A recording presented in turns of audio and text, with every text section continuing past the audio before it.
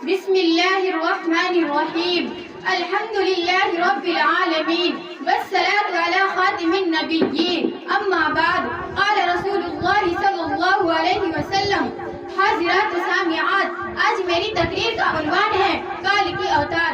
بھارت میں شائع ہونے والی کال کی اوتار نے دنیا بھر میں ہلچل مچا دی ہے، اور اس کتاب میں یہ بتایا گیا ہے کہ ہندوؤں کی مذہبی کتاب میں جس کال کی اوتار کا تذکرہ ملتا ہے وہ آخری رسول محمد صلی اللہ علیہ وسلم بن عبداللہ ہی ہے۔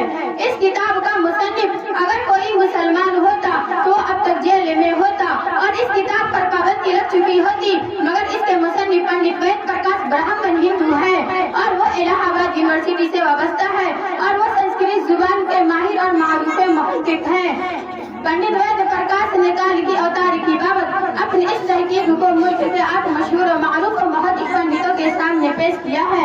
ہندوؤں کی اہم مذہبی کتب میں دراصل ایک عظیم رہنما کا ذکر ملتا ہے جسے کال کی اوتار کے نام سے جانا جاتا ہے۔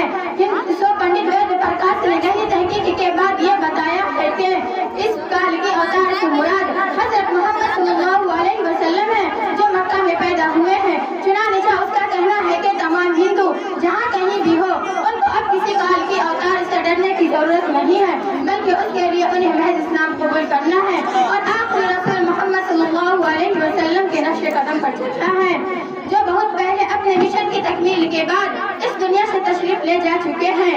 اپنے اس دعوے کی دلیل میں پنڈت وید پرکاش ہندوؤں کی مذہبی کتاب وید مندرجہ ذیل حوالے دلیل کے ساتھ پیش کیے ہیں۔ وید کتاب میں لکھا ہے کہ کال کی اوتار بھگوان کا آخری اوتار ہوگا جو پوری دنیا کو راستہ دکھائے گا۔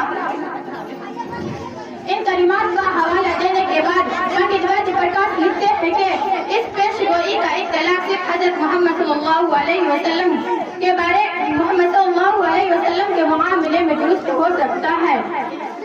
وید کے پیش گوئی کے مطابق کال کے اوتار ایک جزیرے میں پیدا ہوں گے اور یہ عرب علاقہ ہے جسے جزیرۃ العرب کہا جاتا ہے۔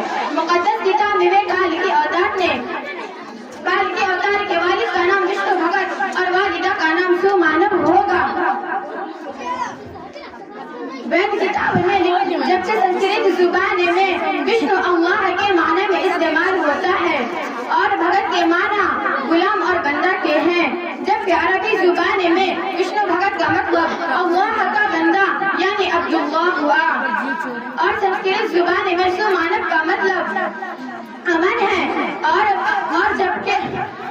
جبکہ عربی زبان میں آمینہ ہوگا، اور آخری رسول حضرت صلی اللہ علیہ وسلم کے والد کا نام آمینہ اور والد کا نام عبداللہ اور والدہ کا نام آمینہ ہے۔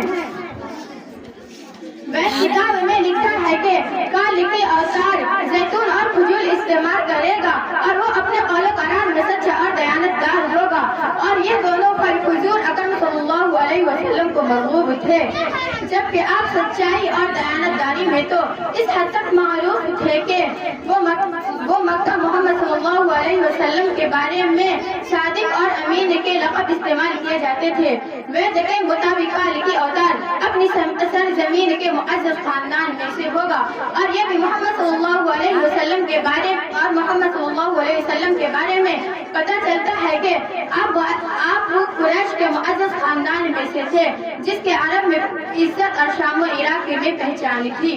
ہماری کتاب کہتی ہے کہ بھگوان کال کے اوتار کو اپنی خصوصی قاصد کے ذریعے ایک غار میں پڑھائے گا۔ اس معاملہ میں یہ بھی درست ہے کہ محمد صلی اللہ علیہ وسلم مکہ کی وہ واحد شخصیت تھے جن اللہ تعالیٰ نے ایک غار حرا میں اپنے فرشتے حضرت جبرائیل کے ذریعے تعلیم دی۔ ہماری بنیادی اخلاق کے مطابق بھگوان کال کے اوتار کو ایک تیز ترین گھوڑا عطا فرمائے گا جس پر سوار ہو کر وہ زمین اور سات آسمان کی سیر کرے گا، اور محمد صلی اللہ علیہ وسلم کا براق پر معراج کا سفر اس پیش گوئی کا مصداق بن کر اسے آپ کی بابت ہی درست کرتا ہے۔ نیز لکھا ہے کہ ہمیں یقین ہے کہ بھگوان کال کی اوتار کی بہت مدد کرے گا اور اسے بہت جائے گا۔ اور ہم جانتے ہیں کہ جنگ بدر میں اللہ نے محمد صلی اللہ علیہ وسلم کی فرشتوں سے مدد فرمائی۔ ہماری ساری مذہب و کتابوں کے مطابق گھڑ سواری، تیز اندازی اور تلوار زنی میں ماہر ہوگا۔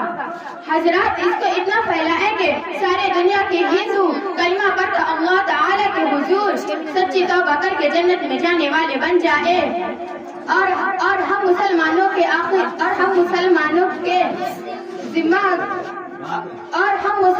کے حصہ میں ثواب کا ذخیرہ آ جائے۔